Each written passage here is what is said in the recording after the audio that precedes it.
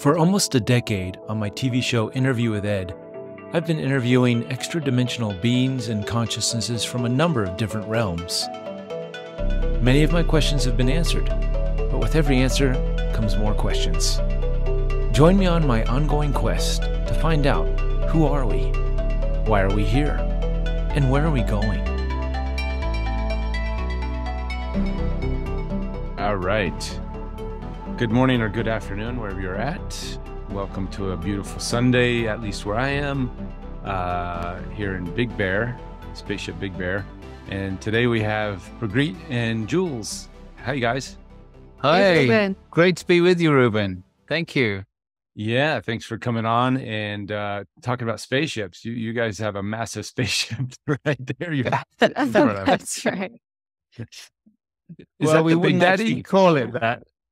Not the super big one. We have a 10.5-foot tall Stargate in our living room. We're here in our live stream studio. So we just have the baby 6-footer. And there's another baby inside there too. That's right. Yeah.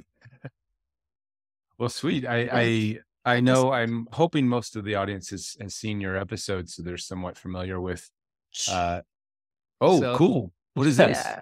This is one of the smaller kind of personal Stargates. Yeah. It's just a cool view from the top. Oh, yeah. I was like, what is that? Some new device? What do I not know about here? Yeah. Well, actually, there is a new device. We'll talk about that a bit later. But cool. All right.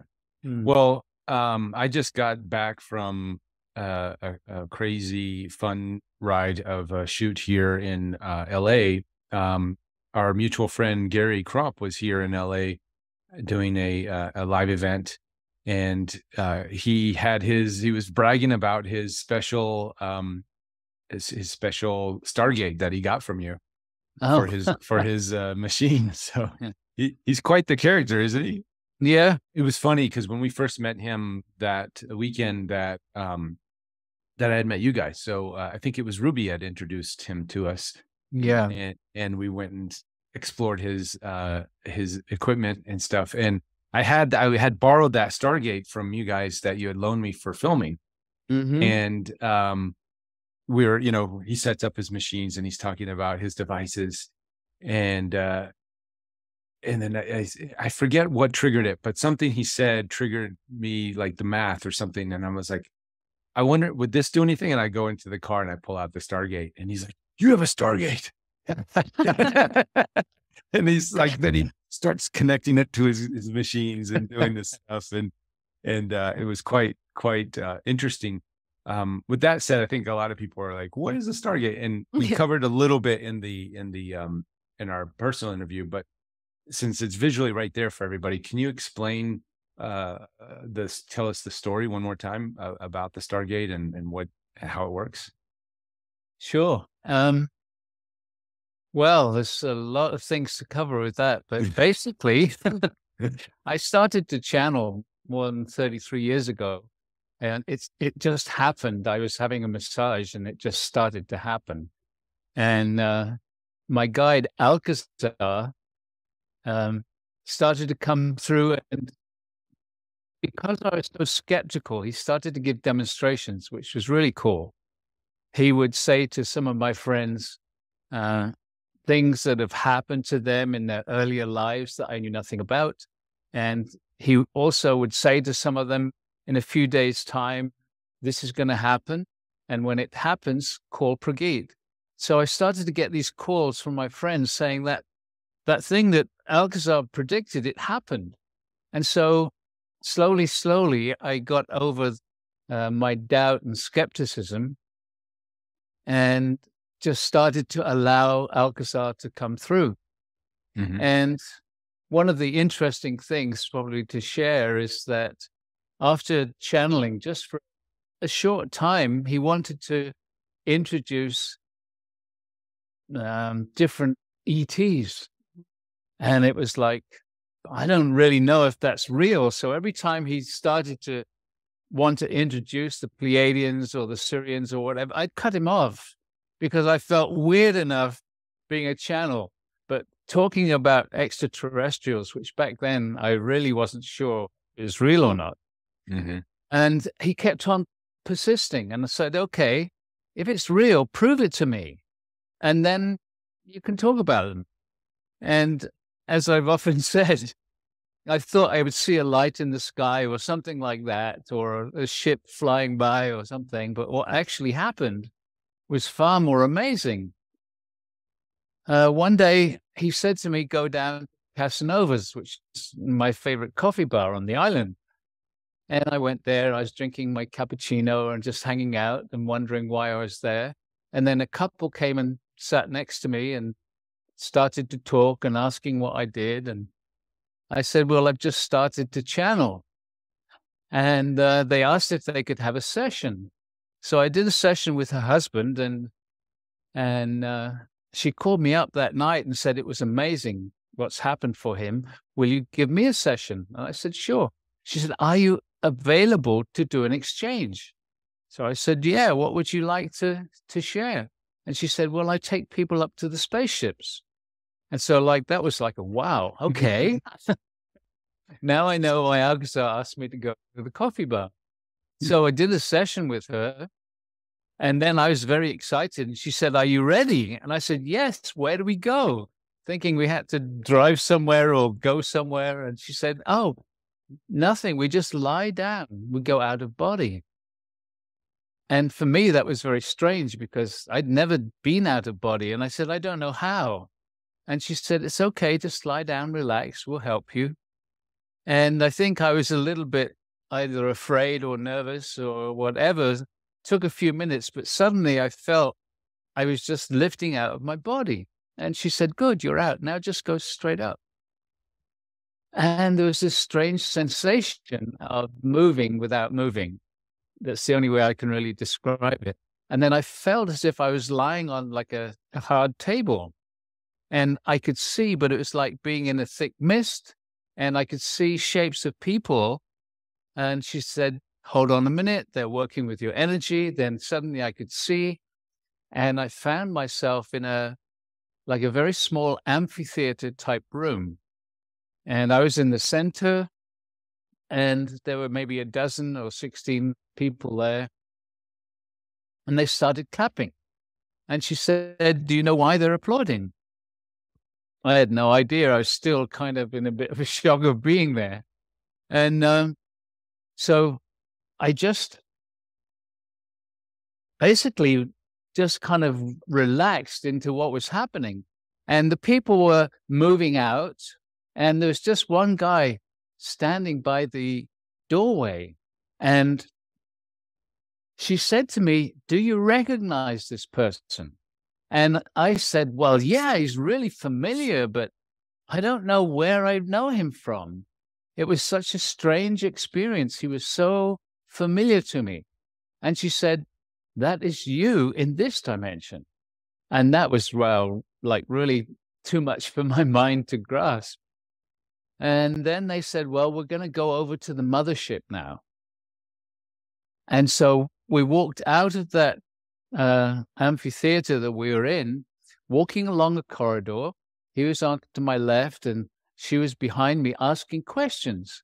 And after a few steps, suddenly we just kind of merged. We became one. And I could hear myself answering the questions that she was asking. And by then I was just in like total awe of what was going on. And my mind was pretty silent by then, just watching this whole experience. So we walked to the end of the corridor, and there was like a doorway there, a rectangle, but there wasn't a door. There was lots of little dots of green, blue, white lights, which were kind of just moving very slowly down, a bit like a slow waterfall. And we stepped into it, and we came out on the mothership. And we walked along another corridor into the bridge or the control room, which was huge. And there were these, what I thought were windows at the time, looking out into space. But now with current technology, I realized that they were just screens. But we could look out, and we were really high up, and the ship stretched for what seemed like miles in all directions. And throughout this process, she was asking questions. I was answering them, or my other aspect within me, or together we were answering these questions. And it was just a complete mind-blowing experience. And then after a while, we came back into the body. And I said after that, okay, Alcazar, you can talk about extraterrestrials, whatever form, you can talk about anything. Because for me, that was just the final thing that allowed me to totally trust what Alcazar brings through, even though sometimes it seems a little strange to me, especially when he's introducing new topics and ideas. So was that Alcazar that you were merging with, or was that another aspect of you from that? No, that's another aspect that actually he channels through sometimes. We call him the commander. Mm-hmm. Oh, yeah. The commander came through in our interview for a minute. Yeah. And so the commander comes through every now and again and brings through some incredible support for healing energies. The Galactic Command. Actually using the body. Yeah. And was the Stargate coming through the commander then? Is that how that technology was channeled through? Well, actually, I'm not sure. What happened was after about a year, Alcazar said to me, "We want you to build a structure. It's called a Stargate, and it will be an interdimensional doorway." And he gave me this image in my mind of what it would look like. And as you can see, it's a fairly complex structure. Right. And I tried to draw it, but it was very difficult. And I just said to him, well, I need to know all these different lengths and all these complicated angles and so on. And he said, just start it. You'll remember, which again was like very strange, but it was amazing. As I was working with it, I somehow knew what to do and how to do it. And the first one I made was the very large 10.5-foot one, not the one that we have in our home, but it was that size. Wow. Yeah. And it's geometrically, is it Fibonacci ratio? What is the math behind the Well, to be angles? Perfectly honest, I don't know very much at all about sacred geometry. What I can say is that the pyramid on the top is the same ratio as the Giza pyramid, and there's one inverted underneath it. What happened was, once I created it, I was living on Maui at the time, and I got invited to go to Honolulu to a New Age show that was happening there over several days. And on one day, this guy came up to me and he introduced himself, and he said he's a professor of mathematics at Honolulu in the university there. And he said it was fascinating to him because he could see the sacred geometry in it. And he said, if you look at it in a certain way, some of the bars at the front and some of the bars at the side and some of the bars at the back actually create different sacred geometrical forms. And that was kind of fascinating to me. And Alcazar, when I asked Alcazar about it, he said, well, there are sacred geometrical forms, not only of this dimension, but of other dimensions, which enables it to be this interdimensional doorway. I see. So, because it was, I guess when we were hanging out at at the event that you were putting on that weekend, I had very little information as well. So it kind of surprised me when Gary sees it and he starts going into all this math and, the way his brain works. And I'm like, oh, I had no idea. So that was a nice kind of confirmation of the sacred geometry aspects. It seems to be a key point to his work. And we were doing a meditation with his stuff last week in Giant Rock, where he got, the information in the Integratron to build all his crazy stuff. And during the meditation, I kept seeing the Stargate. I know it was up on top of his thing, but that was very prominent. The Stargate was the shape, and when you see it, you can't forget it. So it was just kept showing up in my meditation. So I'm wondering, the synchronicities and what's going on there at Giant Rock, what's going on with minds like Gary. And you travel around doing conferences with the Stargate all over the world. Yeah, indeed. Right. Yeah, the Stargate, the geometry is an anchor for a higher dimensional consciousness. So it seems like in your inner vision, what you're seeing is actually the consciousness of the Stargate kind of like working with you. Oh, wow. Okay. So it's got its own intelligence as a being, like a crystal almost. Sure. Yeah. And that's how it brings through its energy. So it's an interdimensional doorway. Our guide Alcazar says sacred geometry is sacred because it has the ability to hold an energy field. So what the Stargate is doing is holding like an actual consciousness that's emanating, and it works with people individually. So we can be working with 700 people, but every single person's having their own unique experience.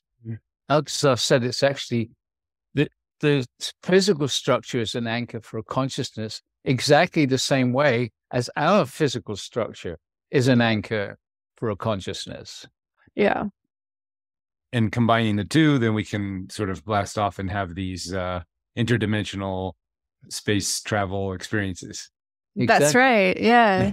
The way I think of the Stargate sometimes is as if it's like we as humans have the ability to vibrate at a 12th dimensional frequency also. Like we are all interdimensional doorways. The Stargate is like holding a consciousness that's pure. So we've had all these incarnations. We've dove deep into unconsciousness, and now we're lifting up out of it. And the Stargate's here to hold that pure connection resonance. That's what it's here to do. It's here to show us all that we too can vibrate at all these different dimensional ranges and hone our antenna. Yeah. Very cool. When we do the different workshops around the world, very often part of the process is to actually stimulate a higher dimensional DNA, as Alcazar calls it. He says we have the physical DNA, which we receive from our parents and grandparents and so on, from the lineage of our physicality, but also the higher dimensional DNA carries the information from our previous lives. And we've all, without exception, lived elsewhere in the universe before we became human. And for most of us, we don't remember those lives yet, but that's something which is in our future for each one of us to know who we are and where we've been. And so without exception, we are all extraterrestrials having a human experience. And part of the process that not all of us, but some of us, part of our process is to reconnect to what Alcazar calls our star families, because they're living in a very different reality of time. And our star families are watching us as we proceed through this human time frame and waiting for us to reach a state or an elevated vibration where we can consciously connect with them. And some of the people that have come to the Stargate over the years have reached that place. And not only do they know where they've come from, they can literally bilocate there, go home to their last home on another planetary situation. And that is fascinating to hear their stories. Yeah, definitely something that I'd be curious just to ask, because I'm fascinated with the whole channeling phenomenon and obviously through the show, but in order to peer into those other realities to see what works and what doesn't work, and then pull back into our reality here and apply those things that work. So it's like we have a template model for how to have a free energy, harmonious society that most people think are pie in the sky kind of ideas. But we have this amazing technology, whether through the Stargate or through our own individual journeys of exploring different states of consciousness. It's like, let's make this technology available to the world, and come on, guys, we can fix all the problems of the universe if we just start looking for it. And for real. Yeah. We were driving over here and I was just like telling Prageet, like life on Earth could get really good. Absolutely.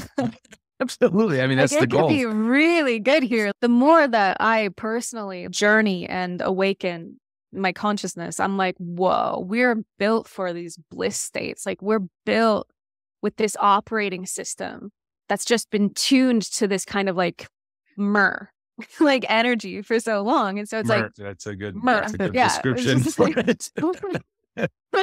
We got some myrrh going. Yeah, we got some there. We got to like break free from the myrrh. And like, that's what it's like Stargate is doing on a consciousness level, is like helping us to like break the crust of that stagnation so that we can actually like up level. Like that DNA Prageet's talking about is an actual operating system. Yeah. It's the like 95% when I studied molecular biology in college that they called junk DNA that doesn't code for protein, but they like, I guess in 2012, when I was finished with college, they like were like, oh, it's not junk. It's actually the instruction set. Oh, wow. They admitted that. Yeah. That's cool. Yeah. I learned that from Cryon the other day. I was listening to a channel and I was like, whoa, I finished college just before they discovered that. Yeah. Well, speaking of Cryon and other channelers, you guys have been doing this for quite some time, and and you team up with other channelers. When I worked with you guys, Asil was there, and he hopped in the Stargate, and that was cool, the experience. Have you guys worked with Cryon, or what other groups or channelers have you worked with? Okay. Well, it was actually quite an interesting way that happened, because out of the blue one day, Alcazar said, it's time for you to work with Cryon. And it's like, my response was, I'm not going to just go up to Lee Carroll out of the blue and say, my guide says I have to work with you now. And I'm sure he gets that a lot. Well, yeah. And so again, if this is what you want, make it happen. Right. And so what happened was very amazing.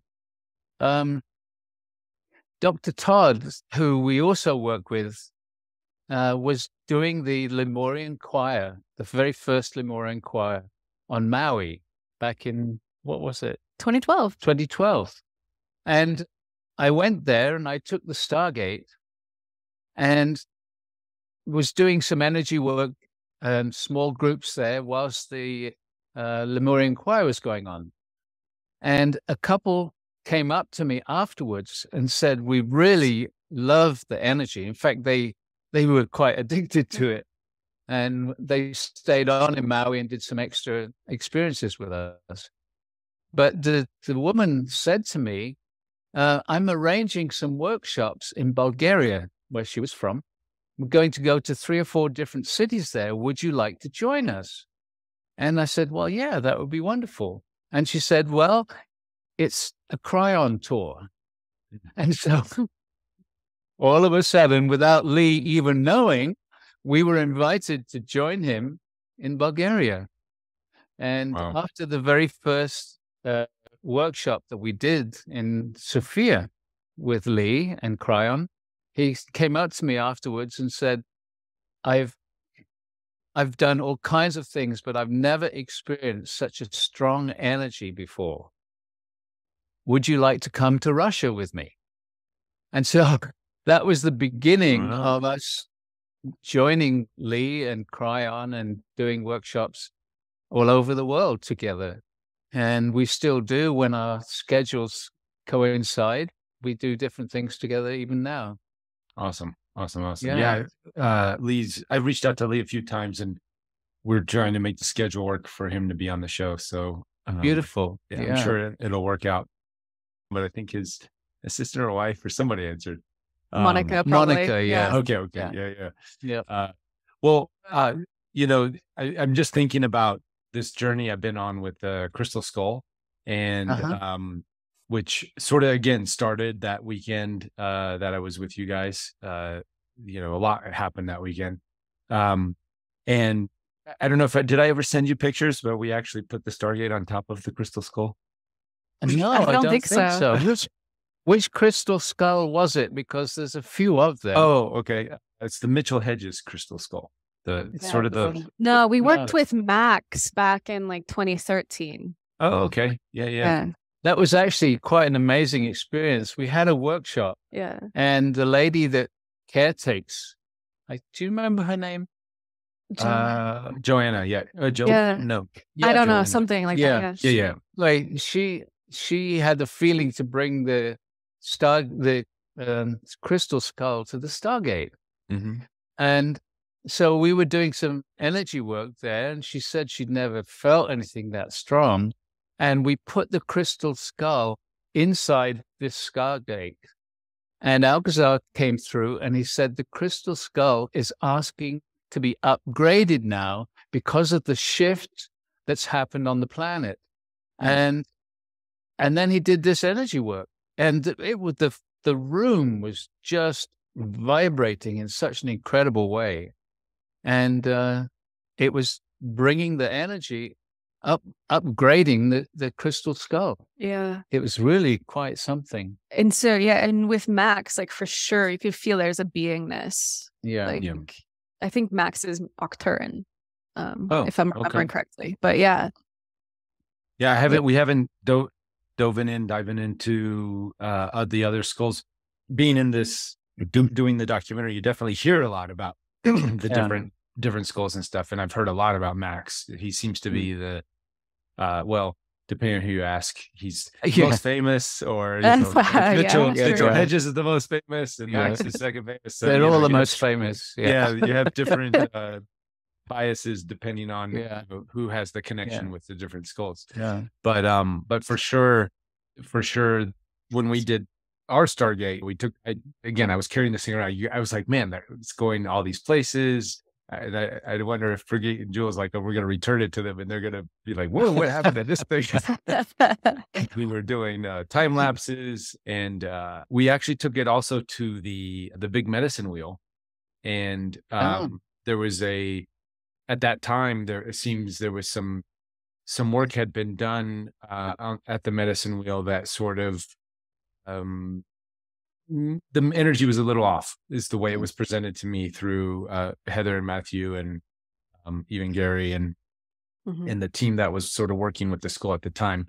So we all went out there, and Gary had his, the coordinates, and if you put the skull here, and if you do this there, and the Stargate needs to go there at this spot and at this time with the sun facing this way, and and then if the all these things, and then he's like, his mind is like, okay, did the shift happen anyways? It was pretty hectic and crazy, but definitely the Stargate was doing its thing, recalibrating different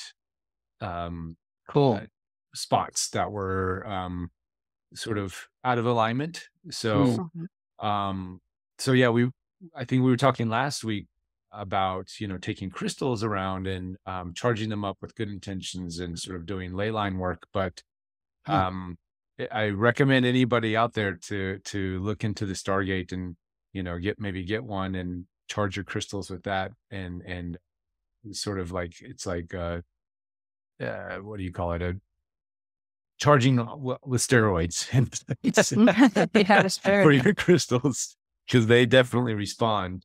We know the Mitchell Hedges skull had also responded. I'm not sure if as much as Max, we didn't have any particular channelers with there. We were kind of with a bunch of scientific mind guys, but we all, even enough scientific guys, still felt that shift. We were like waiting for the lights to go down, and cool. That a spaceship was going to come through the window. But yes, thank you again for that amazing weekend. And at that time, we were in the middle of COVID. It was just getting going. And I remember at that time, I believe it was Alcazar that said in 2020, I was sort of asking about all the trials and tribulations of what COVID had brought on. And it was funny because he said, I think, you haven't seen nothing yet. Yes. And here we are 2 years later, and it just gets wackier and weirder. Yeah. So definitely he was on point with that comment. Yeah. Right before COVID hit, like, before it was famous, like in like February 2020. Right. We were on Maui, and we were there to film 6 months worth of content. The premise being that we were going to encourage our community around the world to gather in people's living rooms and like do like these like Stargate experiences together and have like pause prompts and talk. And when we got there, we had a meeting about the creative flow, and Alcazar came through Prageet and said, we suggest you don't try to create content for the next 6 months because the world is about to change so much that it won't be relevant. Yeah. And we were like, what? We'd actually, yeah. We'd rented this amazing house which had waterfalls and plants, and just to have an incredible background for it, we'd flown a videographer from Slovenia. He was also a windsurfer, so he was excited to be on Maui. And so we'd set this whole thing up, spent a fortune doing it, and people had come over to be there as part of the audience. And then we got that channeling from Alcazar, and we're like, you couldn't have told us sooner? Right. To save a little money. We were doing our ETA retreat on Big Island when the call in February. It was funny because it was in February as well, and then into February, and it went into March, and then so when the lockdown started, we were there. We had planned to go to Maui, and we did, but we had to cut it short because they were basically saying flights were going to stop and stuff. Yeah, I mean, there at the same time. We were, yeah. Like, so February was like within like 3 weeks that all the like lockdowns started happening. We didn't know if we'd be able to travel interstate, excuse me. So yeah, like all that stuff happened super fast, really. Yeah. Yeah, that was a wild time. And I'm just wondering, has Alcazar, maybe we could get into this when Alcazar comes in. What's the we'll save it. We'll save it for what's the latest? Are we another 2 years of craziness, or I have a feeling we're just getting started here again.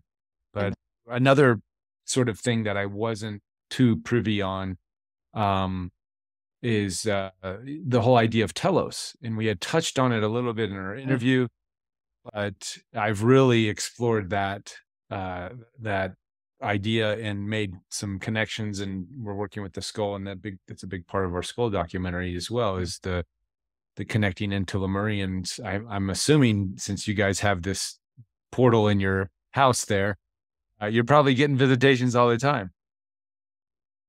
Yeah, I mean, the Telosians, for those people that don't know it, underneath Mount Shasta is a very large civilization of Telos. It's not just people, Pleiadians, and people from Lemuria, but there's other masters come there quite regularly. The Telosians are a very beautiful, very advanced civilization, and very often in our workshops, the Telosians will come and connect with people individually. It's really always very special when that happens. Yeah, when we work with the Stargate, typically it's a vibrational experience. So we'll invite the Telosians, and you can feel them bringing their energy. But one of the strongest experiences I had, Alcazar had 2 Telosians merging their energy with our energy field, with our permission, and then taking us energetically into Telos. And essentially, like, we were just vibrating with the energy of Telos. And he said, now you have a vibrational key. So for me, it's one of those ineffable, you can't really put words on it, but one of the strongest experiences of Telos that I've had. Yeah. Yeah. And who knows, now you've brought it up, they might come. Yeah. We'd like to offer a little bit later an actual experience, not just a channeling, but a meditation with the Stargate, so that people can experience. And the beautiful thing about the Stargate is that it works in the quantum field. So wherever people are, and even whenever, whether they're listening to a recording rather than live with us now, if they meditate with us, you will feel the energy's coming to you. Awesome. And that blows people away. Yeah. Very But- often. Yeah, I like to say that Telos is the reason that Mount Shasta doesn't feel like a small town. Even though the population is 3,500, but you come Right, here. right. I mean, we get fresh energy. People come here because Sure. it's a power spot from all over the Yeah. world. But like, it really does feel like Yeah. it's interesting. It's like, oh yeah, like we have a light city underneath us. Like Yeah. this is a thing. Yeah. So Cool. Well, couple quick questions, and then we'll get to folks who have their hands up. Somebody's asking, can I purchase a Stargate? And as far as I know, that's you can get one different sizes and things from your website. yeah, our web. If you just Google the Stargate Experience, Mhm. you'll find our website. And the Stargates themselves are an investment because the geometry is so complicated. It takes the welder time. So, and it's real gold plated. 24 Yeah. karat gold. Yeah. And gold is another transducer of high dimensional frequency. Yeah. But we have many, many meditations, and you can actually call for an etheric Stargate, which is that higher dimensional consciousness we're talking about. So you can, when you do our meditations, you'll learn how to actually use the Stargate energetically to create an energy field. And you can do that anytime, any place. Yeah. Very cool. And then Wade was asking, are there drawings and schematics to make your own? I would assume, I don't know if that's something you guys offer as well. Actually, no, it's not. And the reason for that was Alcazar said that he wants the energetic to remain pure. And that if we make it available, there's always those individuals who would like to make a quick buck. And the energetic then starts to lower. Or they get the geometry slightly. Or they get the geometry wrong or whatever. So, Yeah. and No Chinese knockoffs. no, That's well, not so far. We're not not so that big yet. far. Yeah, you never There know. are knockoffs of the Mitchell Hedges School and some Chinese. It's crazy. There's actually Really? full sizes. I was doing some research the other day, and I'm like, oh Wow. my God, there's the total taking the name without proper permission and using. Yeah. So Yeah. out there, guys, there's knockoffs of the skulls, so be careful. Which Yeah. looking. Exactly. Yeah. But we haven't gotten there with the Stargate. Thank goodness. Well, hopefully that will never happen. And Brenda, you have your hand up. Go ahead and hop in there with some questions. I just want to say I'm so excited. This is resonating with me like off the charts. So I didn't even know about either of you. I'm sorry. Sorry, Reuben, I hadn't watched that episode yet, but I'm really super excited. And one of the things you said, Prageet, that totally just really nailed it for me was when you said they applauded. Mhm. And I have often thought that was an experience I had in my head. But when I'm having conversations with either the Pleiadians or the Hathorians, because I channel a Hathorian being, and what I often get is when I'm in the right zone or I'm getting information correctly, I hear like this yay, and I thought that was something my consciousness is doing just to like a bit.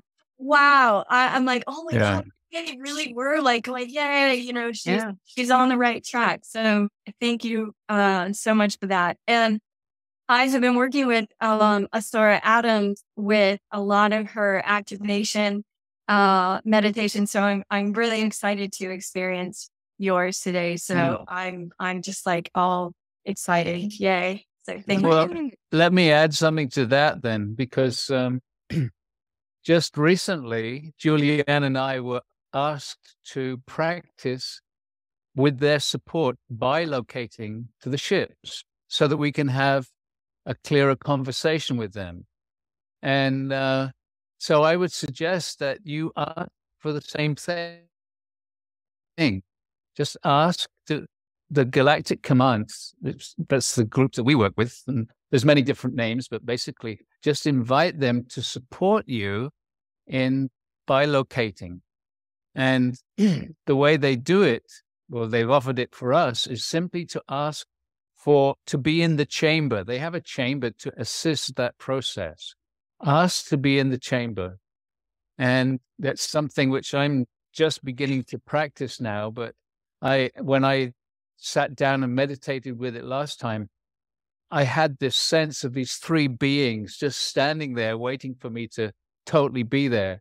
But I'm still working on it. Yeah. But it's a fantastic, energetic. This kind of interdimensional communication and travel, it takes a certain amount of trust and willingness to just flow with it. Yeah. So it's so cool that you got that confirmation. It's like, keep going, keep trusting. Well, you just answered the other two questions I had about biolocation and what I needed to do. So great. Yeah, that was awesome. Just the vibration, working with it. And well, thank you so much. When we do the meditation, why don't you just sit and ask to be in that chamber and ask? I'm wondering if that will happen for all of us. Well, who knows? So we'll see. Yeah, definitely will. Thanks. Thank you for your question. Thank you. Thank you, Annapurna. Lucas, you want to help? Hi, Lucas. Hey, guys. Really awesome to connect with you here. I've been wondering since I saw the show, Reuben show, if you stayed in touch with the woman from the coffee shop. That sounds like such a mind-blowing experience. Yeah, you and 1,000 other people have asked that. And the answer is actually no.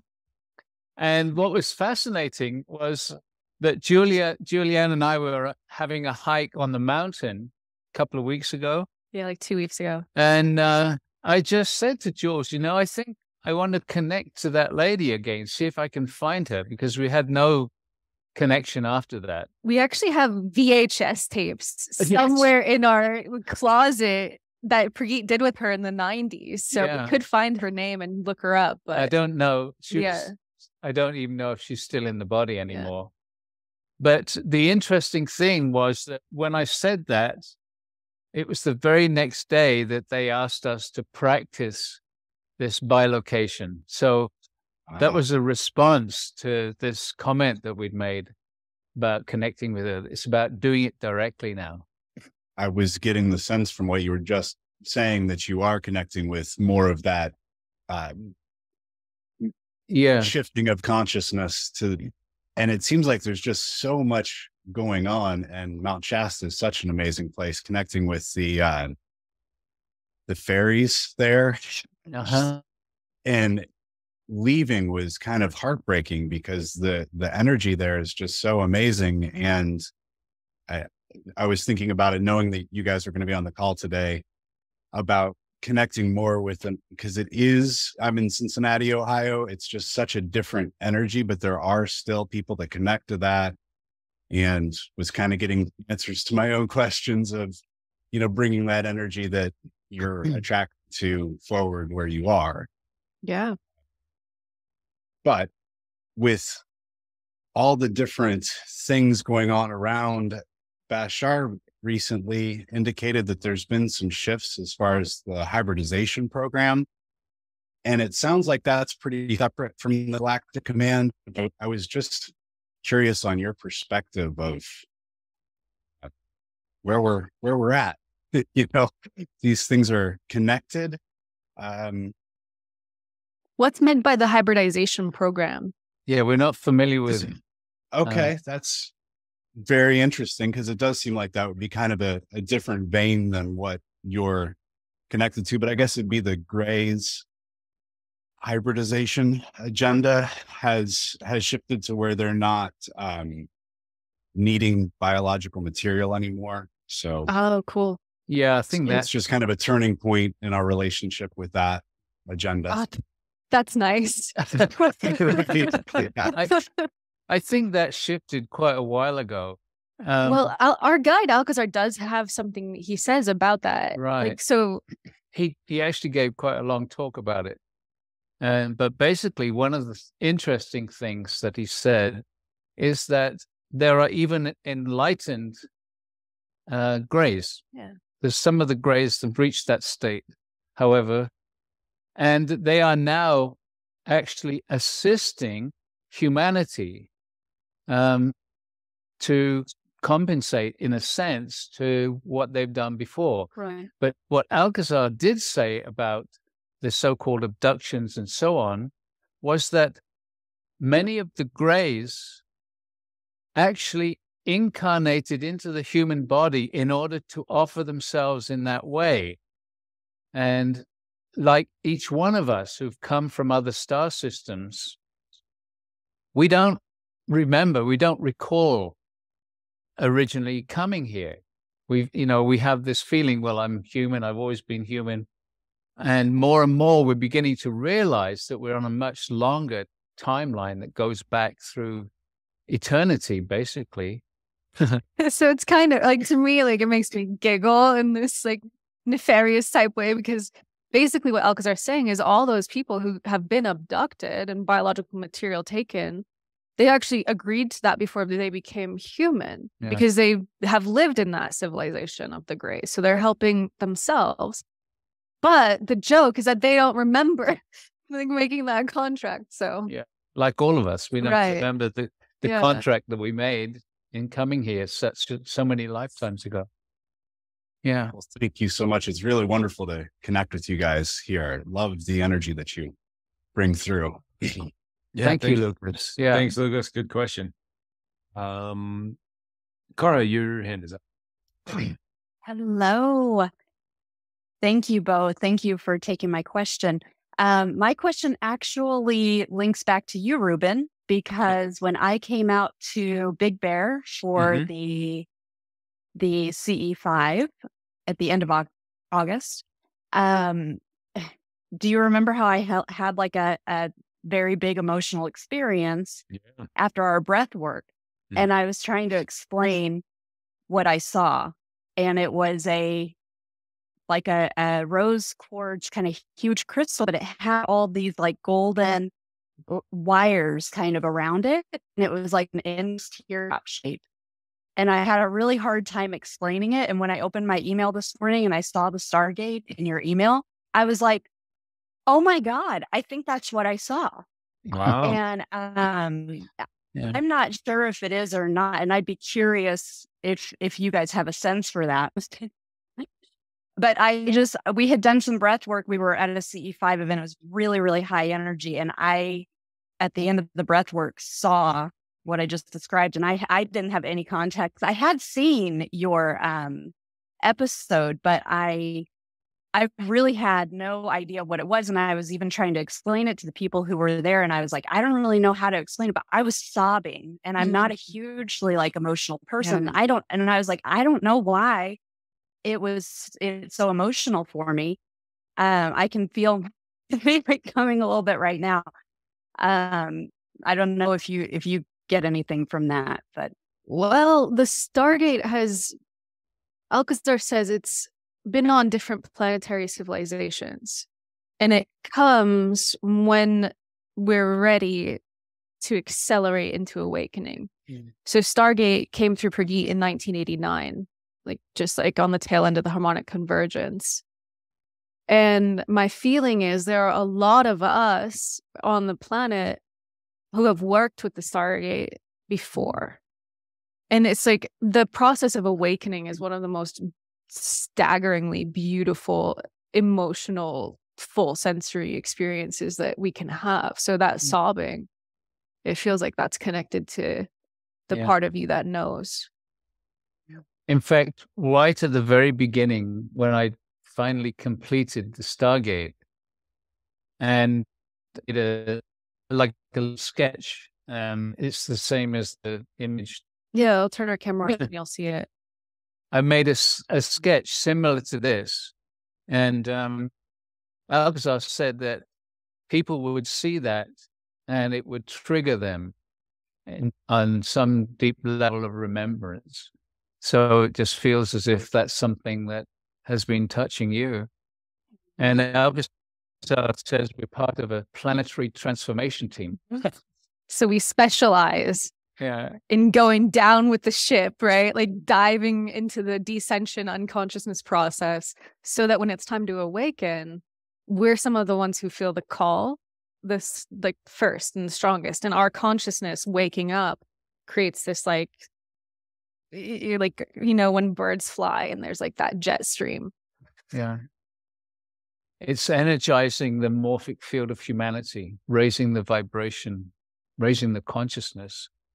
And strangely enough, even though the whole COVID thing has been terrible for millions of people, what it did was it triggered in many people the desire for something new, the desire for love, the desire for freedom and abundance. And because the opposite is what's been lived by so many of us for so long. So, yeah, welcome. Yeah, welcome, Cara. Thank Glad you were able to make that connection and reconciliation. Yeah, thank you so much. Nice to meet you again, maybe. Yes, right. Thank you. Well, how do you guys feel about going into some channeling and doing a little, and then we'll wrap it up earlier for the meditation, or would it just naturally go into the meditation, or should we stop? And it usually kind of just flows. I'll be right back. I'm just gonna take a look. Okay. Yeah, no, it's up to you. If you want us to go that way, we can bring Alcazar in and you can ask him some questions, and then we can go into a meditation. One of the things that you mentioned before was new technology. And although you can't see it very well, in the center of the Stargate now, you can see one of these golden Stargates. And inside it is something that that we call the quantum generator. I don't know if I can... Oh, okay. You can't see it very well. It's a pyramidal structure at the base of the Stargate, but there's also in the top of the Stargate, there's a pyramid and the reverse pyramid. Basically, this is technology that comes primarily from the guides that work with us. One of the groups that works with us, that oversees the whole Stargate project, are the angels of the Elohim Council. And another friend was brought to us fairly recently, he's a physicist. He works also under the support of the Elohim. And the Elohim brought us together. And when we connected, he's in Florida. When we connected and spoke with each other, we just felt this incredible resonance. He came and visited us in Mount Shasta. And whilst we were sitting in the Stargate together, the Elohim said that they would like us to work together. And they actually asked David to create what we call a quantum generator, although that's not a very accurate name.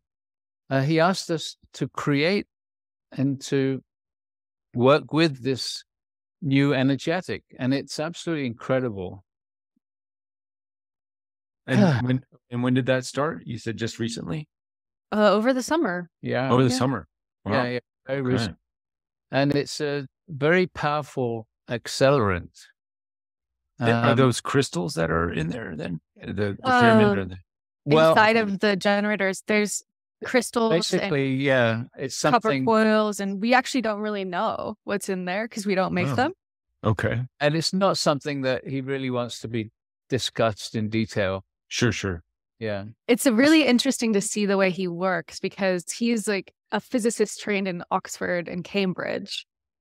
And yet the tech he's bringing through is so much from the Elohim and the star families that sometimes they're like, you don't even need to, he's like, explain how it works with electromagnetism. And they're like, no, you don't need to go there, because, and it's really true. Like, it's just fascinating to to feel the impact of that, whatever tech he's bringing. I mean, he's a genius in a way, and he's a very pure channel. Yeah.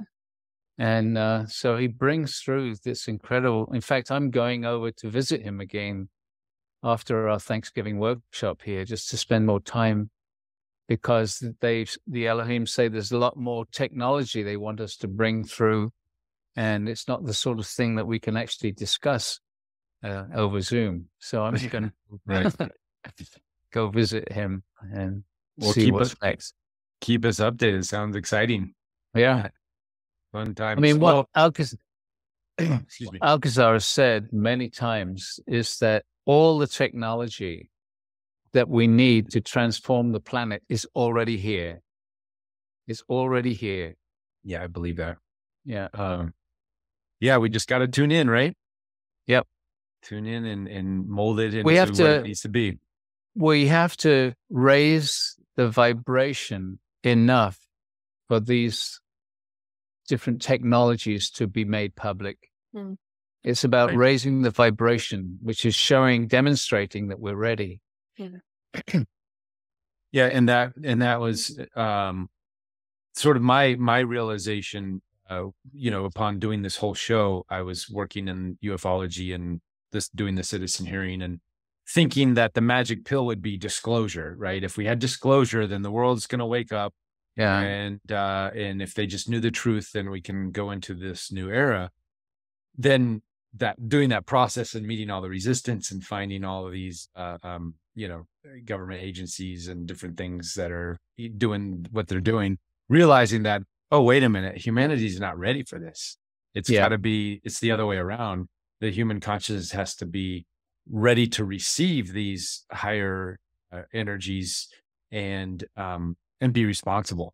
And in many ways, we're not as a collective, individually. I'm sure everybody on the call, we could have had free energy and been responsible with it, 10 years ago, but collective humanity is not. And yet, and we're in that process, I think, and that's what all this is about. We're doing it in this reverse way for me, based on my thinking at that time, reversing it and like, okay, let's teach spiritual responsibility, and connecting with the energies in a responsive way. So then we can uplift humanity instead of like dangling the carrot to try to pull it down here. That's not going to work. So, well, shall we get into channeling? We'll just go with the flow, and then perhaps you guys can guide us into the meditation when you're ready, and you guys get your questions ready. I have a ton, but I want to be able to make sure we get to your questions. So I'll kind of be in and out. You can start raising your hands if you've got questions, and we'll just go with the flow. And so indeed, beloved ones, we greet thee.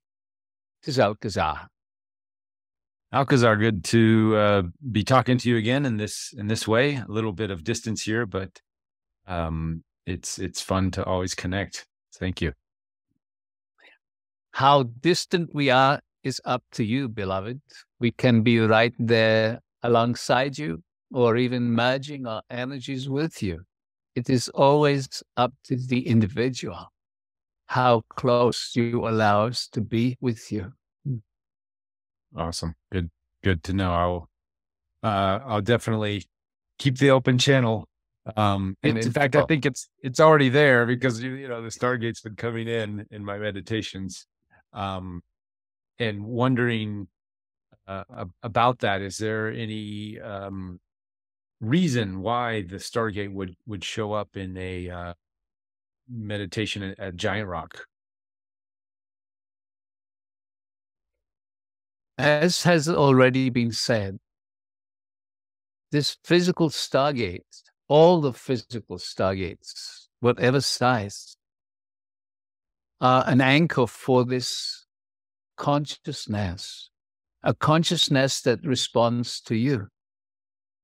And as has already been said,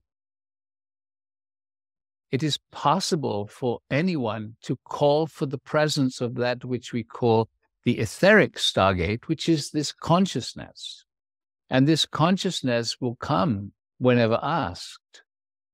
And so your experience of feeling the Stargate is simply because part of you called the Stargate to be with you. It is that simple. Just asking. When you ask, Spirit always responds. And beloved, what was your purpose for being there at your giant rock?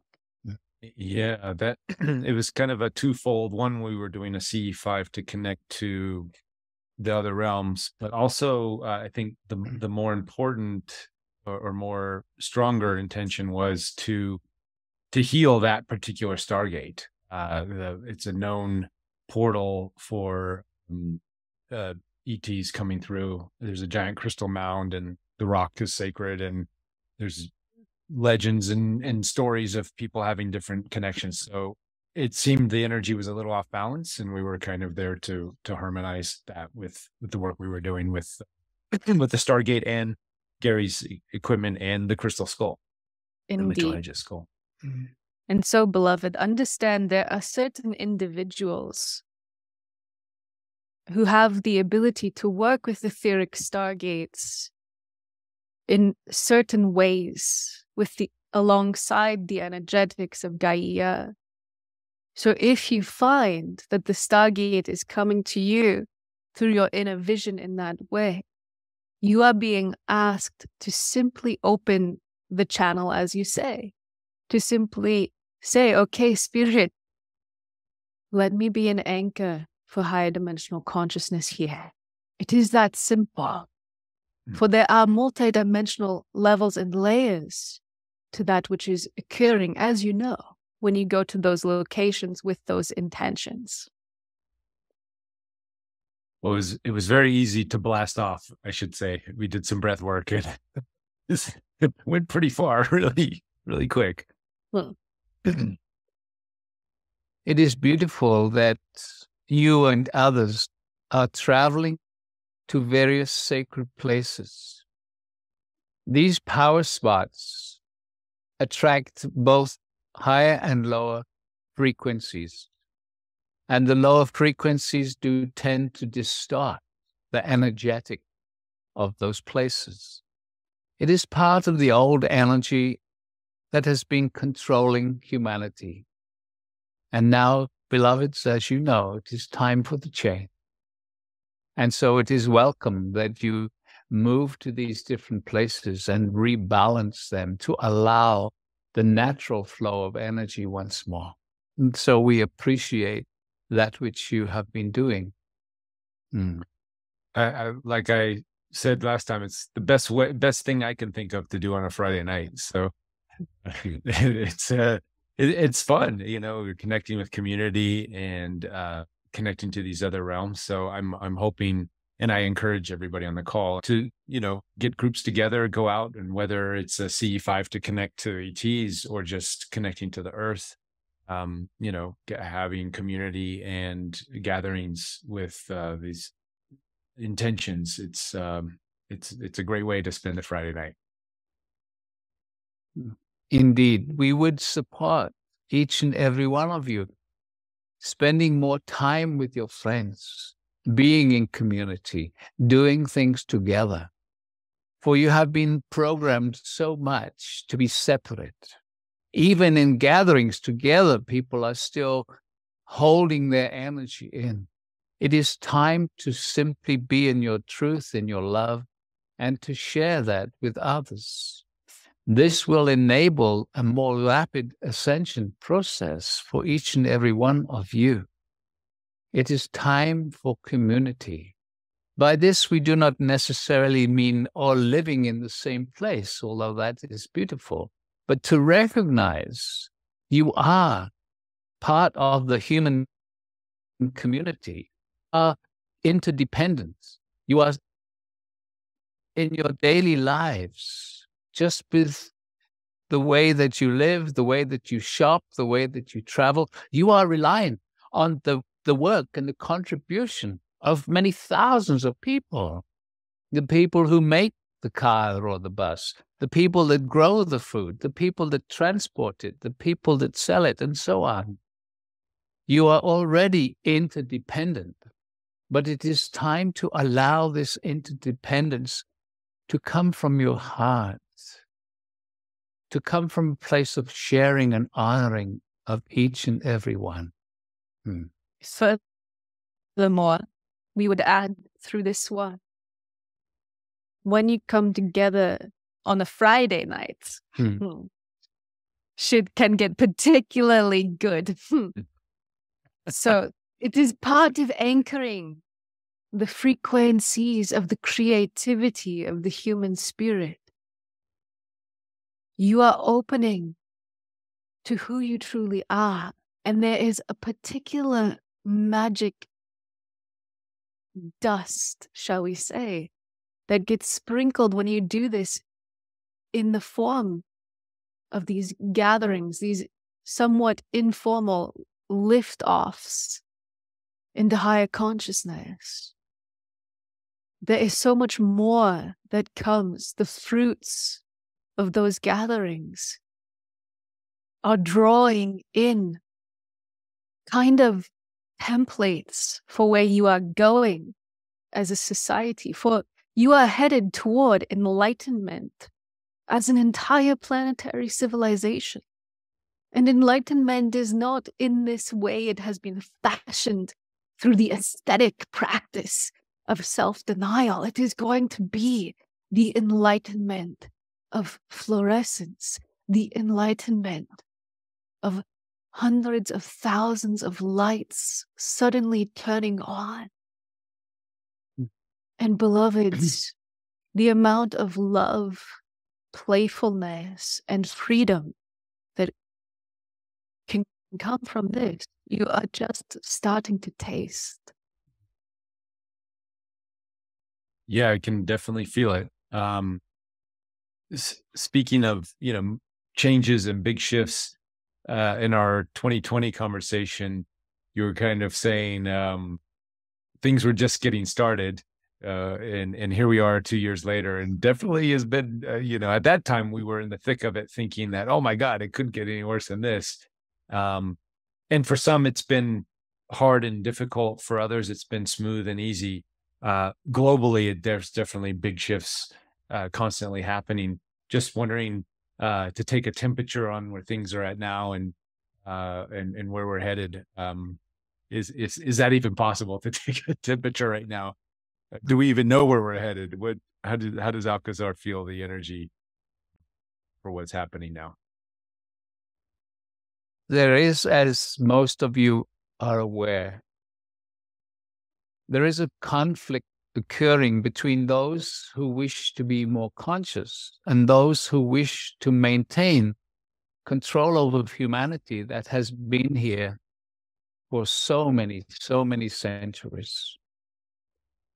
You look in your world and it is easy to see the methodology of control that is happening.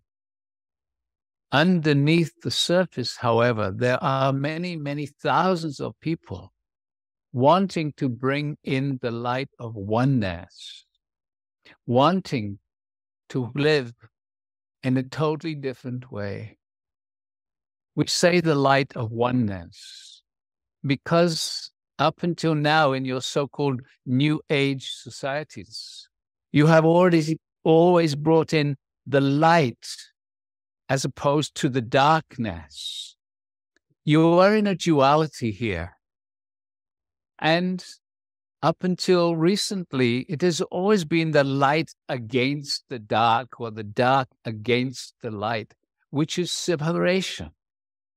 Beloved ones, it is time to drop this separation. Now, the focus should be oneness versus separation. Because if you are in separation and you want to bring in the light, know that in this duality, somewhere the dark is coming in as well. Because you are in duality, there is always a balance.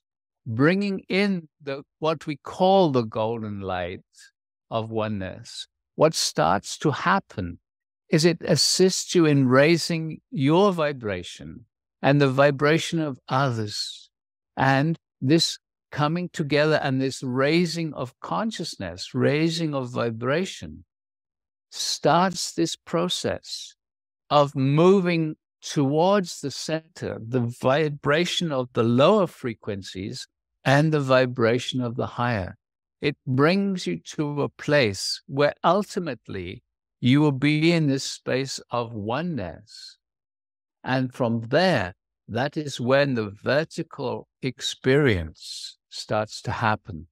The experience of knowing other realms and dimensions, the experience of transformation on a global scale.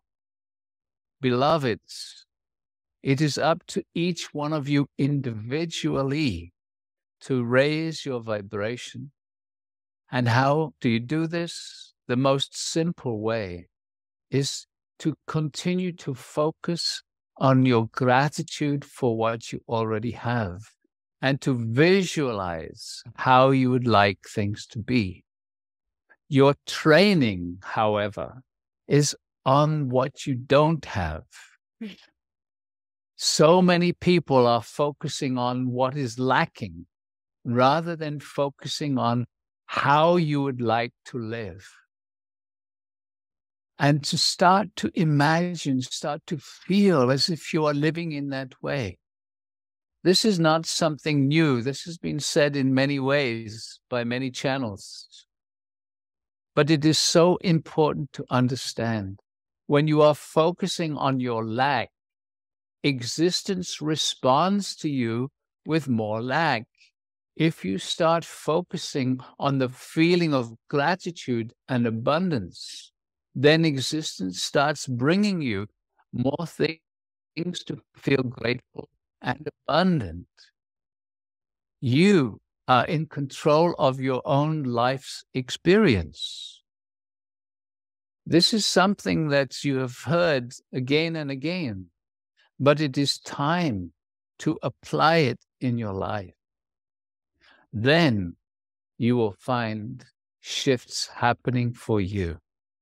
This is so important and so simple.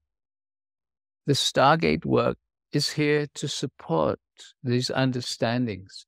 The Stargate work is here to assist you in dissolving the old limitations that continue to have your life in the old way. When you dissolve these limiting behavioral patterns from your subconscious, then it is more easy to look into a whole new way of living in love, in joy, and abundance on all levels. We always say this, abundance on all levels. But not just financial abundance. It is about abundance of love, abundance of joy, abundance of friendship, abundance of freedom to travel, to freedom to be your own self, to express yourself in your own way. And so, beloveds, it is up to you. And we honor each and every one of you simply for being here in these moments, hearing our words. And beloved ones, we love you just as you are. And we love who you are becoming. Thank you. I'm hearing that, basically I'm hearing that disclosure is not going to come from our governments in that sense, as we were just talking before. So we all have to be the change. The real disclosure, beloved, comes from within. Absolutely. Absolutely. And Aprina, you have a question. Go ahead. Thank you so much. This is just such great information and timing. I have been working with the Abraham principles and trying to navigate calibration and noticing that things do come to me when I am in a space of already appreciating and already having gratitude for all that is and all that is within the vortex that I've already created. Within that, is there anything besides the sticky notes that I now have all over my house to remind me how to stay in that set of vibrations not controlling my thoughts, because I understand that coming here was purposeful, and that having, the negative experiences or the positive experiences or all of it was purposeful. But in the desire to create a baseline of more happiness in order to bring in more so that I can function in the capacity of doing the work that I really truly love doing with others. Is there a practice besides what I am already doing that would also assist me in that, creating a higher frequency baseline? So sticky notes are helpful. But beloved, don't rely on your sticky notes. You're putting something on the outside which needs to be internal. It is your intention to be free. It is your intention to vibrate more consciously, to bring more consciousness into your daily life. We do not say don't use sticky notes, but move beyond them. Understand you cannot, from where you are at right now, you cannot just maintain a high vibration. Let us explain why. When you bring your energy up, when you elevate through meditation or whatever technique you use, what starts to happen is the unconscious program comes into your awareness.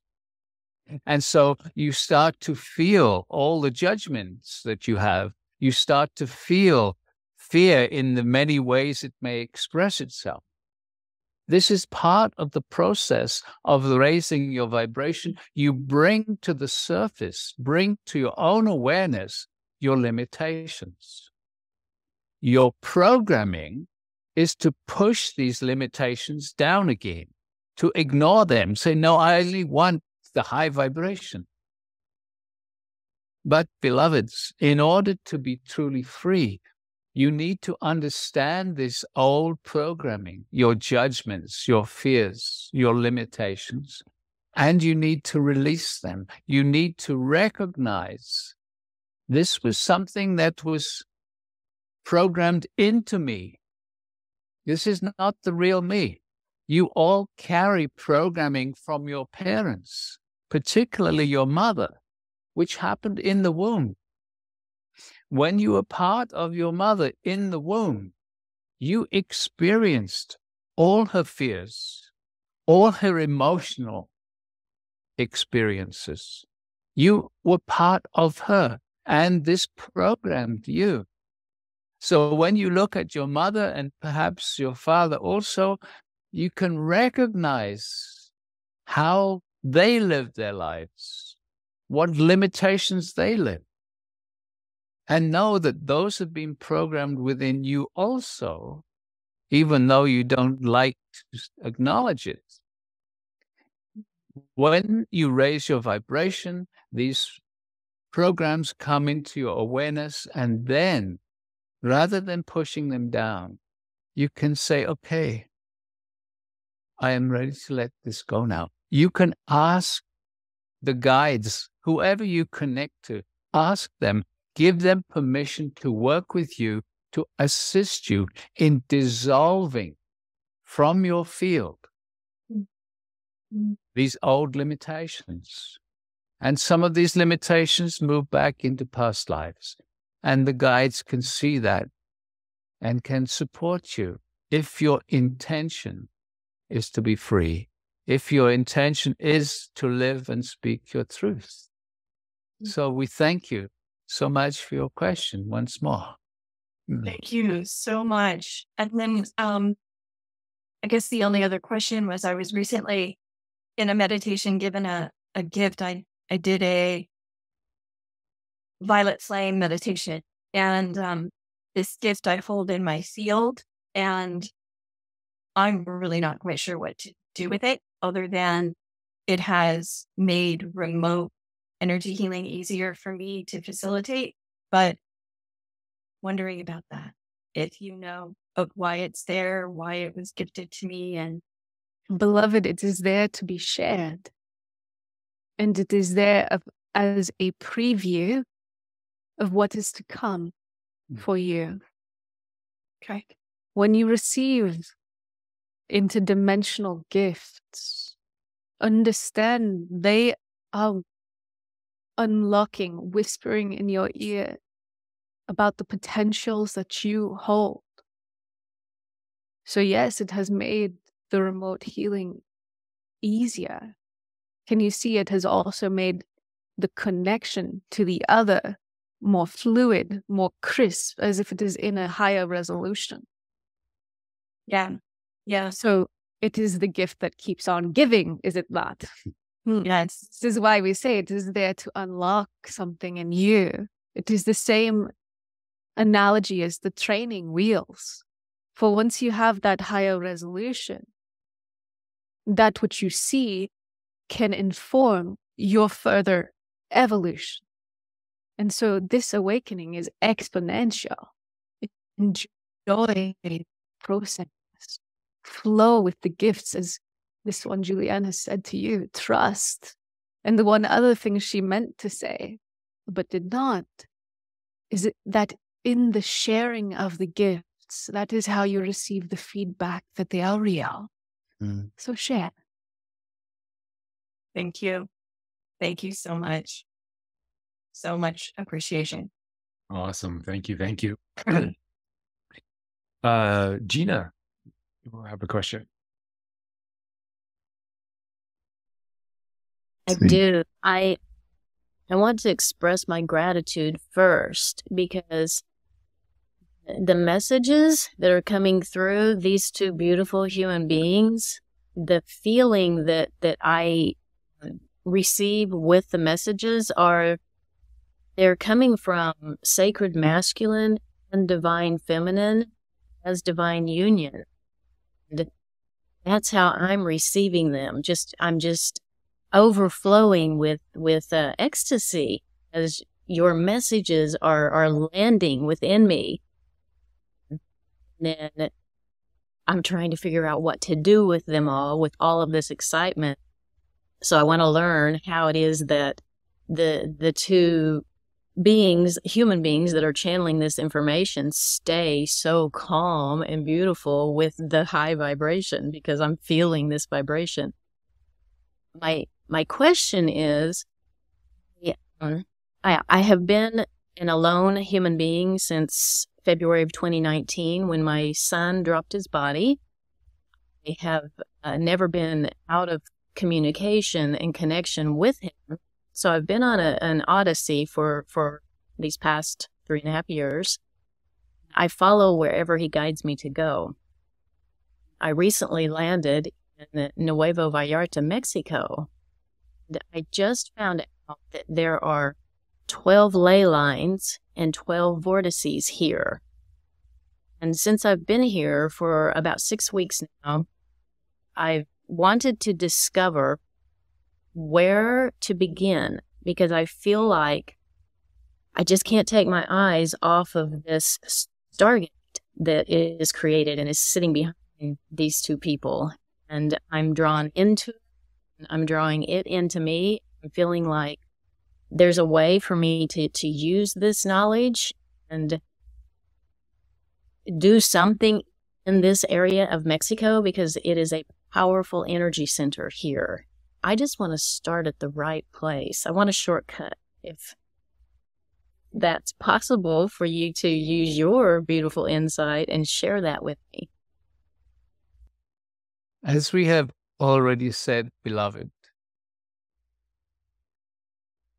this structure holds this consciousness, and you can call this consciousness to you. You are already feeling it.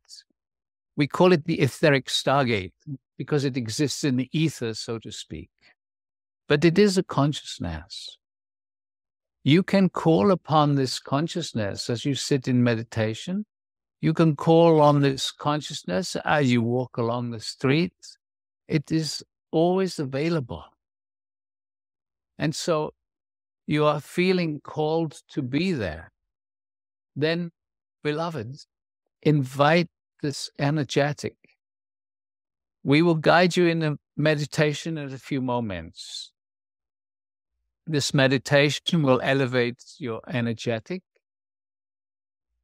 and you can repeat this as often as you wish.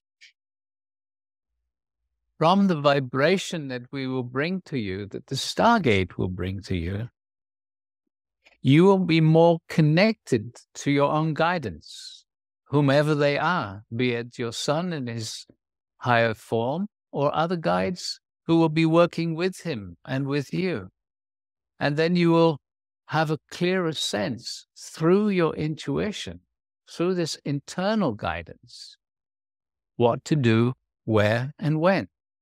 It is beautiful that you have followed your guidance so far. It is so important for each and every one of you to follow your intuition, to listen and to follow your intuition. Your intuition is what we call your superconscious self or your higher self, wanting to guide you moment by moment. By allowing your intuition to guide you, you will be moving along the highest path, the highest timeline that is available in each moment. Yes. And so, beloved one, we will move into a meditation now, and you can allow these energies to come to you, and then perhaps feel a little deeper that which you are already beginning to sense. That ecstasy, it is a beautiful word to describe the flowering of your inner being, beloved. The frequency of awakening expresses itself uniquely within each and every fractal expression of the consciousness of Source. And your particular beingness has an exquisiteness that is just demonstrating itself to you. So we thank you for sharing that energy with us.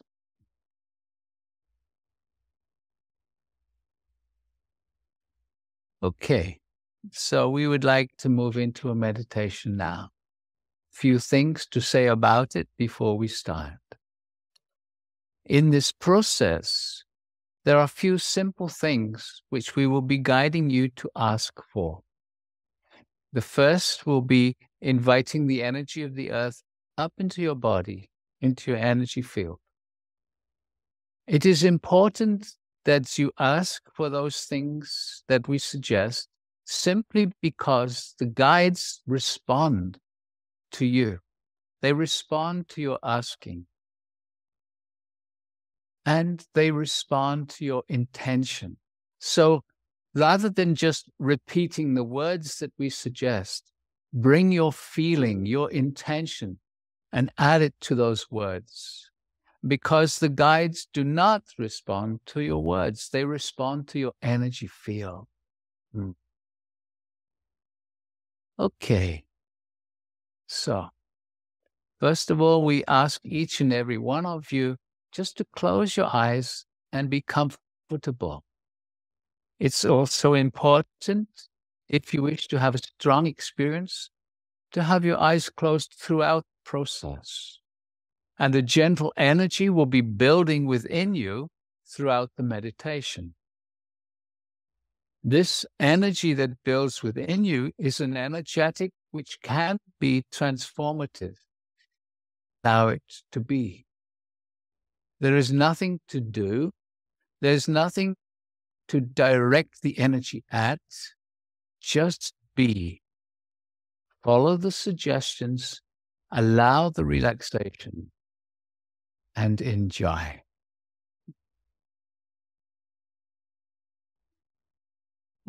So, beloved ones, we invite you, first of all, if you have not done so already, to make yourself comfortable. Relax. You can lay the body down if you wish. However you are most at ease. we have turned our camera off just to encourage you to go inside. We will turn the camera back on afterwards. No need to watch these two as they wave their hands about. So, beloved ones, relax. There's nothing to do. Gentle energy fields will begin to build, and we start this process always by connecting to the energy of the earth, the energy of Gaia. And so we ask each one of you just to ask inside with feeling, with your intention, for the earth energies, the consciousness of the earth to come up into your body, into your energy field. And so we call for the energy, the consciousness of Gaia. And just allow for the possibility that the earth can and is responding to you. Some of you might even feel a very soft, gentle energy coming to you. Do not be concerned if you do not feel it yet. The energies will be getting stronger throughout this meditation. And so now we ask each one of you to ask inside for an etheric stargate, the consciousness of the stargate, to come down around you. Just visualizing or imagining yourself being surrounded by this consciousness, calling it forth. And so we call for the presence of an etheric stargate consciousness anchored in this geometry. And you can visualize a pyramid structure, visualize the stargate forming around you, sense the consciousness. It responds to your asking. It responds to your intention. And now asking inside for the activation of the etheric stargate. We call for the activation of all the etheric stargates. And what will start happening is the stargate will start to radiate a very soft, very gentle, energetic, and relax into it. Nothing to do, just the relaxation. Very good. And now we are going to vibrate all the etheric stargates faster and faster. We are going to do this for you. And what will happen is that as we vibrate the stargates faster, we will be moving up through the energetic frequencies of the various dimensions. And as we start this process now, we are already moving out of the frequency ranges of the third dimension, moving up already into the vibrations of the fifth dimension, continuing to accelerate, moving through the fifth and up into the sixth dimensional energies, and now merging into the seventh dimension, where we're going to pause for a few moments.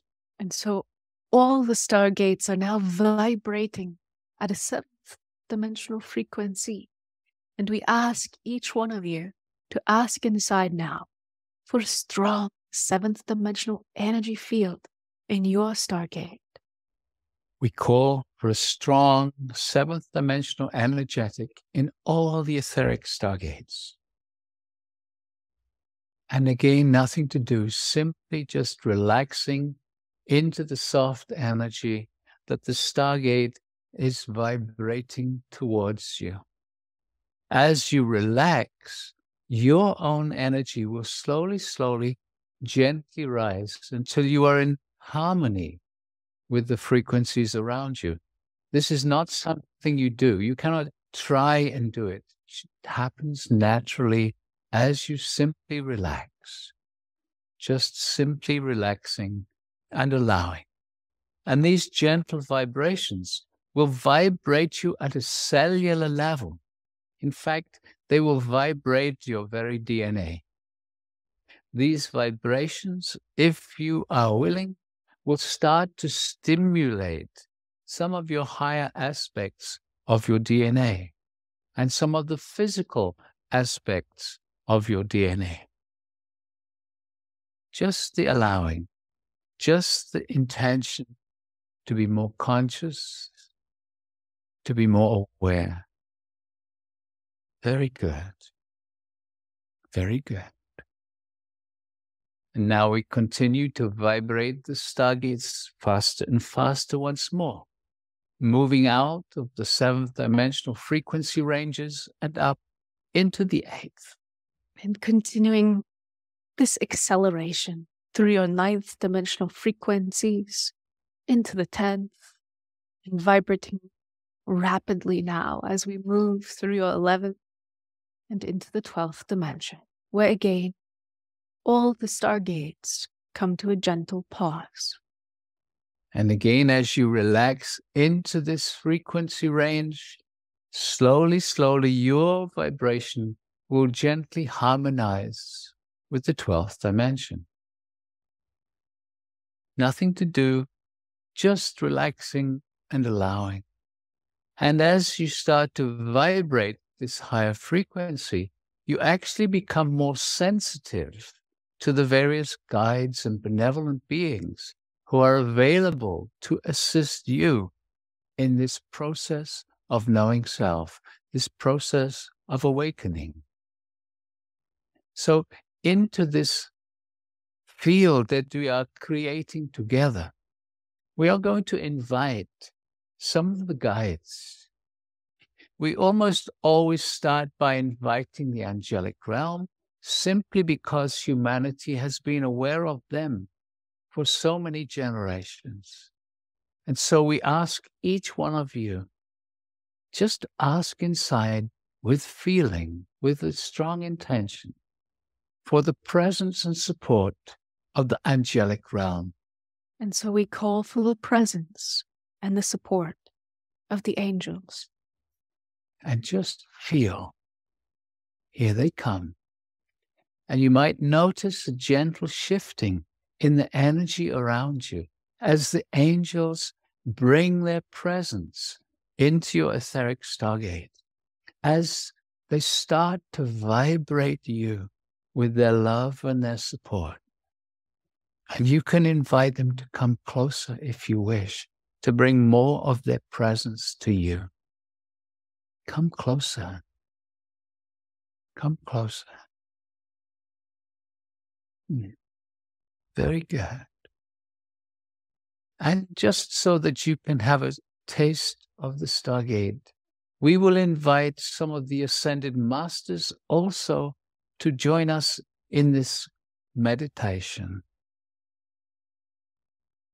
We often start with the one whom we call the Blessed Mother, divine feminine energy, in the form of the one who was the mother of this one, Yeshua or Jesus, Mary or Maria. And so we ask each one of you to ask inside for the presence of the Blessed Mother, Mary, Maria. We call for the presence of the Blessed Mother. And just feel as her energy gently comes to you. She always comes gently at first, and then presence, her energy gets stronger. So here she comes. You can invite her to come closer also. You can even invite her, if you wish, to merge her energy with you for a few moments. Mary, coming to you just because you asked. Yeah. Very good. Divine feminine energy touching you now, embracing you in her love. Very good. And now, divine masculine energy in the form of Lord Buddha. And we invite each one of you again to ask with feeling for his presence. And so we call for the presence of Gautama, the Buddha. And again, just feel, here he comes. the divine masculine energy of the Buddha coming to join the Blessed Mother and the angels in your Stargate. You are now being vibrated by the divine masculine and the divine feminine. Relax into their presence and into the presence of the angels. Allow their love to come to you. It is this simple, it is this easy. No effort is needed. In fact, if you are trying to feel the energy, it gets in the way. Just relax and invite. Very good. Another master wishing to connect with you. He is the one known as Lao Tzu. And so we invite you to ask for the presence and support of the Master Lao Tzu. And so we call for the presence of Lao Tzu. And just feel as he too brings his energy and joins with the other masters and angels. Lao Tzu, come closer. Lao Tzu, come closer.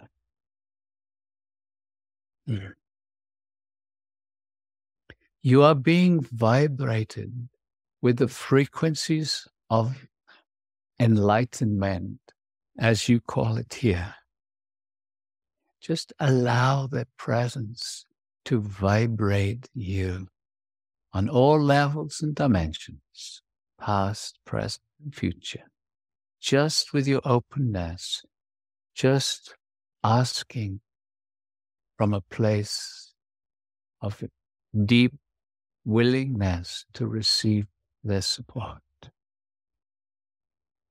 One other master who wishes to join you, to be introduced before we move on to the star families. And this is the one known as Kuan Yin, who is known for her compassion. And beloveds, the energetic of compassion is sorely needed here in your lives, in the lives of humanity. Compassion for those who are suffering. Compassion for your own self. As you notice your limitations, be compassionate. Because with compassion, you can be willing to allow those limitations to dissolve from your life. If you are judging self, then you drop back into those limitations again. So let us all invite with a strong intention the presence of this one Kuan Yin. We call for the presence of Kuan Yin. And just feel as she brings her gentle energy, Kuan Yin, bringing her energy into this beautiful meditation. Come closer, Kuan Yin. Bless us with your compassion. Assist us in vibrating with compassion in our daily lives. And there is one who is enlightened in the body. These two have just been physically present as he is currently in this city known as Mount Shasta. He is of Italian descent, and his name is Shivananda. And so we would like to invite his enlightened energy also this day. So we ask each one of you just to ask inside. We call for the presence of Shivananda. And again, just feel. This one is still in the body. And so his vibration is perhaps a little easier to bring into your field. Shivananda, come closer. Very good. Very good. And now, beloved ones, the star families who are patiently waiting as you raise your vibration, as you open your sensitivity, they would now like to join you. And so first, the Pleiadians, as they have a connection with humanity, they often are the first star families wishing to be introduced. So we ask each one of you to ask inside for the Pleiadians to bring their energy presence, their consciousness into your etheric stargate. And so we call for the presence and support of the Pleiadians. And just feel, here they come, the Pleiadians coming to you in their light bodies, coming to you to support you in your process. The Pleiadians. And again, you can invite them to come closer if you wish. You can invite them to support you, not just in this meditation, but in your life experiences. You are the one in control of your life. You are the one who can invite support from all the other realms in your meditation. Very good. The Arcturians also work very much with the Pleiadians and the Stargate. And so we are now calling for their presence. So we ask you to ask inside with strong intention for the presence and support of the Arcturians. So we call for the presence of the Arcturians. And just feel. Again, here they come. Gently bringing their energy, joining the masters and the angels. As each group joins you, they bring their own unique vibrations. And so the field around you is becoming more and more subtle. More and more frequencies vibrating you at a cellular level. And some of these frequencies may start the process of activating your higher dimensional DNA. Just allowing for the possibility. Nothing to do. Just allowing for the possibility. Another star family now from Sirius. Just the invitation. Asking inside. And so we call for the star beings from Sirius. Bring your energy here. And you feel them as they start to bring their presence and they come closer. The Syrians starting to vibrate you also with their presence. One more star family that we will name, and they are the Hathors. And so we ask each one of you to ask inside for the presence of the Hathors, who have indeed lived here on your earth in the times of Egypt, when Egypt was on the leading edge of awakening on your planet. And so we call for the presence of the Hathors. And just feel, here they come, the Hathors, coming closer, their presence getting stronger, the Hathor. And as you know, there are many, many star families. And so we invite you to invite any star family that you feel you would like to invite into this meditation. Or if you choose, you can simply invite all the benevolent beings from around the universe, all those who are interested in supporting humanity in this awakening ascension process. Invite them now. So we call for the presence of all the benevolent star beings to bring their energy here into this meditation and into our lives as we move forward.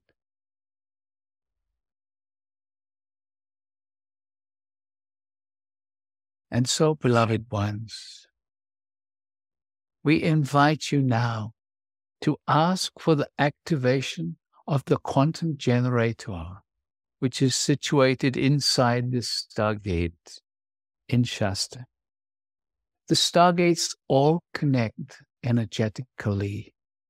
There's a Stargate grid around your very Earth, for there are thousands of Stargates, physical Stargates. And your etheric Stargate connects into this grid. And so, as you ask right now for the activation of the quantum generators, this energy will come through the Stargate grid into your etheric Stargate. So we call for the activation of the quantum generators. And you might sense a shift in the energy field. And relax. Now we ask for a higher amplification of the energies of the quantum generators.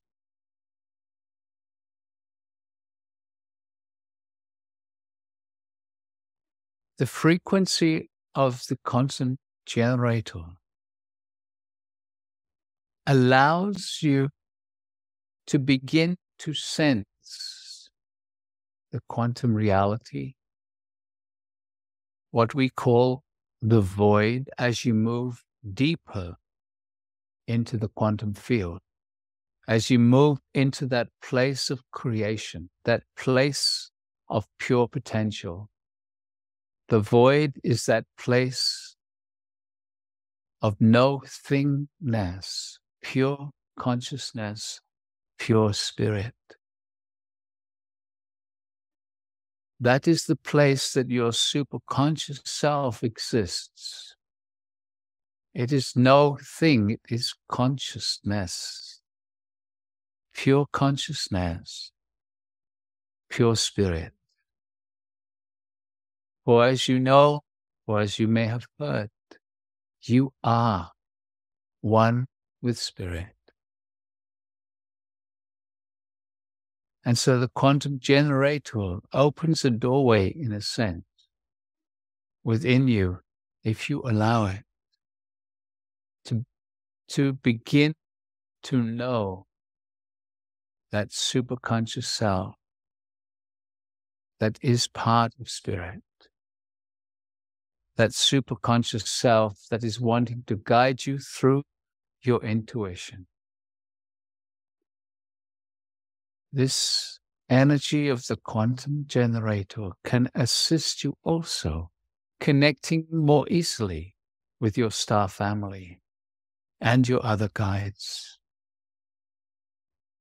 And so if you choose to meditate in your future with the Stargate, you can also invite the energetic of the quantum generators. And so, beloved ones, a small taste of the Stargate, a small taste of a connection to the masters, the angels, and the star families. They are always available. Simply if you sit or lie down, meditate, and invite their presence. And so, beloveds, we honor each and every one of you. We love you. We bless you. And we will talk to you again very soon.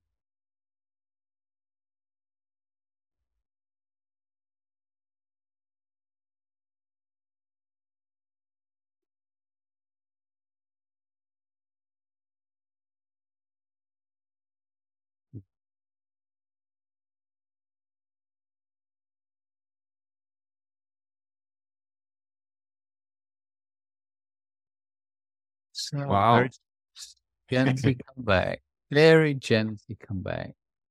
Yeah. Wow. Well, thank you. That was awesome.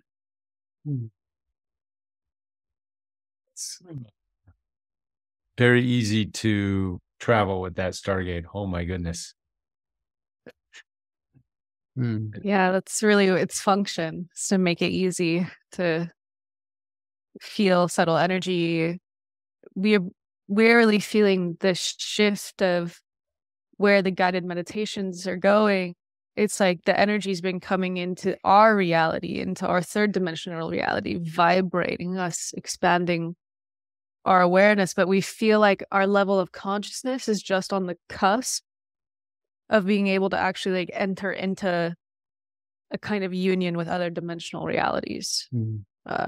Sort of akin to what Prageet was saying, where he merged with his aspect and suddenly knew what that aspect knew in that reality. So we'll see. Yeah. Well, that definitely gives us a visual, in a sense, to, we're all wondering, how's this whole disclosure thing going to happen? Is our ETs going to land, and then we go have a beer and at the bar, and we're all hanging out, kind of thing, and it feels that that old idea of disclosure never really settled with me. Like, I was like, no, it's not. I don't think it's going to be like that, because that's where we're going with this connections.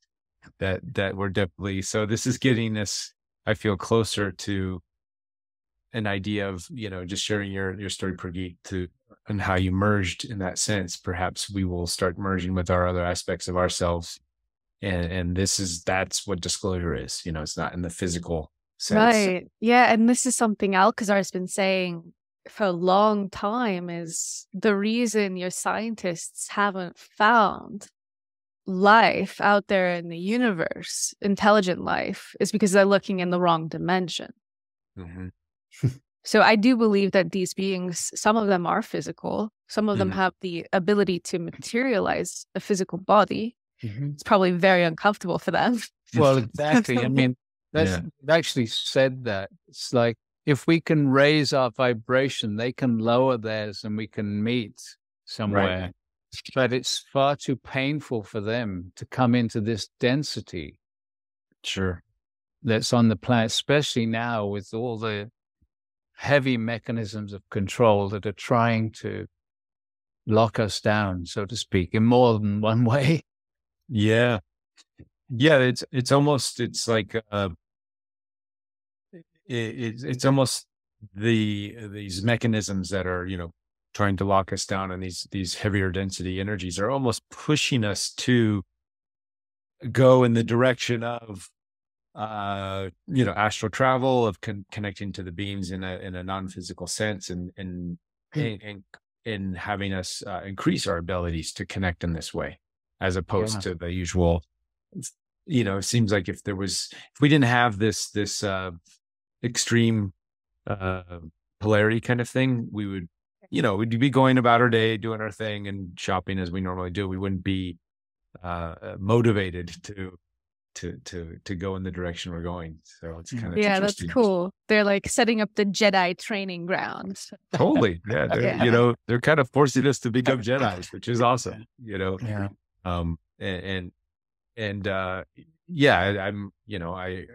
If we can look at it in that sort of unpolarized way, how do we harmonize, as Alcazar was saying? It's definitely.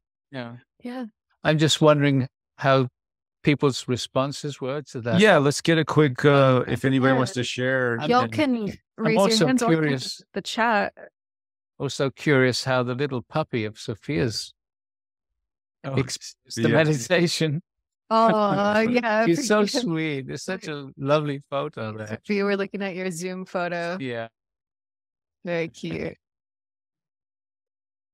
There she is. Anybody want to share it? Is there any hands up that what they felt? I know I was feeling some stuff. Okay, let's go. Cynthia, we haven't heard from you. Let's hop in Cynthia there. Oh, hello. Lovely to speak with you guys. I was crying the whole time. I felt just so amazing. And when you were felt the Sophia energy. I just, everything's vibrating. I hardly have words, but you asked me to share. And so I wanted to just share how amazing it was. Everything from the visualizations that I had of the Stargate surrounding me, and then calling the energies closer, like calling for the Mary energy to embrace me, just the flood in my body of, it was just, everything was so wonderful. Thank you so much. I so much love to you guys and to sharing this. Thank you for being a lighthouse for the rest of us. So appreciated. Thank you so much. Back at you. Thanks, Cynthia. And Abrina. Wow. That was just amazing. And I have so much huge gratitude in my heart. That was really beautiful. And it was interesting. Obviously, I'm sure each one of us had different people come in at different times. And I think what felt so beautiful was the reassurance, just that constant reassurance. Because I get a lot of vocal or auditory messages. So it was just like having a huge fan club, like, oh, what's glad, look at you, look at you, look at what you're doing, look at what all these people are doing, look at what all of you are doing. And it just is such a huge contrast to what you were referring to earlier, which is the stuff that keeps coming up, these judgments in my head about myself based on these other narratives. And so it was just like this lovely big party, where they were just loving on us so intensely. And I really can feel the similarity. I felt like so much of what I listened to from Abraham was right there. And so much of what I hear, Asura Adams, it's like it's just all coming into this thread that is so, I think, really lovely, because I think all of those different beings really understand the language that is most encouraging to us in these densities, in these places that we're at. And I really felt like you just were connecting to just everybody. I haven't had an experience where I've listened to a channel or even myself hear such a clarity of just everybody. It's like you're like a lightning rod for right. Yeah, Alcazar. It's interesting you say that, because Alcazar is actually a group of beings, and the being Alcazar is like a spokesperson. So they all merge in, and the group is always different based on who is hearing the meditation. So, wow, yeah, I really could just feel that. And as soon as I was calling in the Hungarians, but right before I did that, you called in the Hathors, and I was like, oh, yay, because I really feel like there's this connection for me between the Hathors and the Hungarians, and because I have this connection myself as a starseed from the Hungarians, and really that just made so much sense for why I feel things so deeply and why I have felt things so deeply for so many years. Great. And yes. And that just, the Hathors also being that really, really highly sensitive group to really help us to be okay in our hearts, be okay with, because that's where the portal is. And I really felt that intensely, that portal in the heart. So thank you. Thank you for your feedback. Beautiful. Yeah, thank you. Let's see, Olivia, you want a quick share, and then this will be the last one, and then I think we're a little over time, so we'll let these guys go. Well, letting me share. Mine will be really fairly quick. And it's so nice to meet you too. So this is the first time that I've actually like gone under meditation. I heard like falling asleep when they were very awake, and I'm very connected with the Sophia energy, as everybody on here really knows. And I felt as soon as I closed my eyes, this dragon being, and then later on, the Hathors were the ones, because I started hearing some like noise, music, like right before I was falling asleep, and I was like, I have to stay awake to hear that. I wanted to stay awake, and then I just felt this peace that was a different energy that I've never really experienced before. Just say, you can rest, you can sleep. And I'm getting emotional just talking about it because it was so beautiful. So anyways, that was my experience, and it was so lovely, and I can't wait to go back and experience it again. So maybe I can kind of consciously get some other things that maybe needed to be deeply integrated into my subconscious while I was asleep. But I just wanted to share that. Thank you so much. I'm just so grateful. Yeah. Thanks, Olivia. Yeah. Well, it's just a quick comment about that, because Alcazar says when this happens in the meditation, it's not really sleep. What happens is your consciousness goes somewhere else, a place where your mind can't go. And you are actually far more receptive in that space. And very often, those people that go into that space, they come back at the end of the meditation. If you were fast asleep, you'd still be, asleep and snoring. So you went to a different place of really openness and receptivity. So that's very beautiful. Yeah. Awesome. Thank you. And it's funny, she mentioned and there's dragons, and we didn't even get into dragons and unicorns, but we didn't. So we'll have to do that next time. Go ahead. There's another energy which has just recently come in, which is very beautiful, and I'd like to give you all an experience of this before we leave you. Taste. Yeah. If you're, and so I suggest you just close your eyes again. Okay. And this group announced themselves just a week or so ago. They're a consciousness. They don't have physical form. They're a group consciousness. They don't even have a name, but they said we can call them the Ashia. And they noticed from very far away, they said. They didn't say from where they've come. My feeling is probably even another universe, but I don't know. They've come from very far away, and they noticed what was happening on the earth, the rapid acceleration that's happening.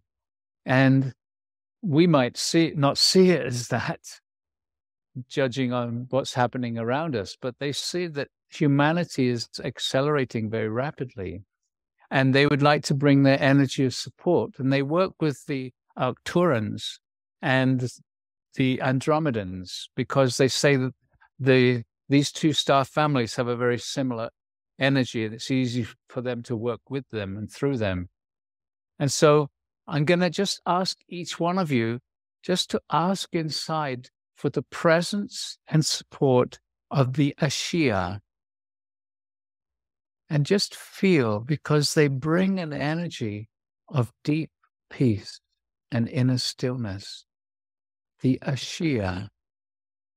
Come closer.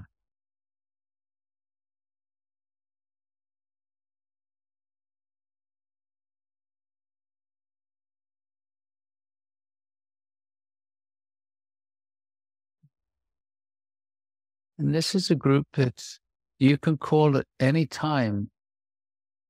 And when you just really allow their presence and allow this deep stillness, what happens is the mind slows down. And it seems as if the mind is actually moving into the distance. And you can just be in this deep stillness. It's a beautiful way to regenerate. And it's actually a beautiful way to start a meditation if your mind is busy. So thank you, Ashia, for coming in. Cool. Yeah. And thank you, Reuben, for having us. Wow. Well, yeah. I hope we can do it again sooner than later. Yeah, it sounds great. Absolutely. Awesome. Well, I'll have, this will be archived, and we'll have links to connect in with future Stargate experiences. What's on the schedule right now? Do you have you said, do you have an event coming up in next year? Or? Well, we have an event happening on Thanksgiving. Oh, on Thanksgiving. It's just local. That's just a local one. And we had a huge, like 135 people on the wait list. Yeah, we'll have a mid-January 4-day intensive workshop that will be live streaming with live music. Be here in Shasta. Cool. With Robert Cox. So, yeah, I think that's our next big online thing that we're doing. I'm doing a workshop in London on the 2nd for 3 days. Yeah. On Okay. London. Wow. Yeah. Thank you. We'll put links down so everybody can tune in and check out your work. And just thanks for taking the time out on a Sunday, beautiful Sunday here, and sharing these awesome energies and helping us connect in. Super appreciate it. Beautiful. Thank you, Reuben. Thank you all so much. Thank you. Thanks for tuning in.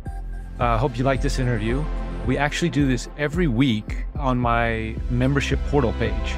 You can access it through interviewwithed.org or click on the link somewhere in here. I'll put a link and come over and join us. You too can ask questions. Every week we have new special guests, and you get to ask questions directly to the channelers and to the beings that they channel. So see you in the portal.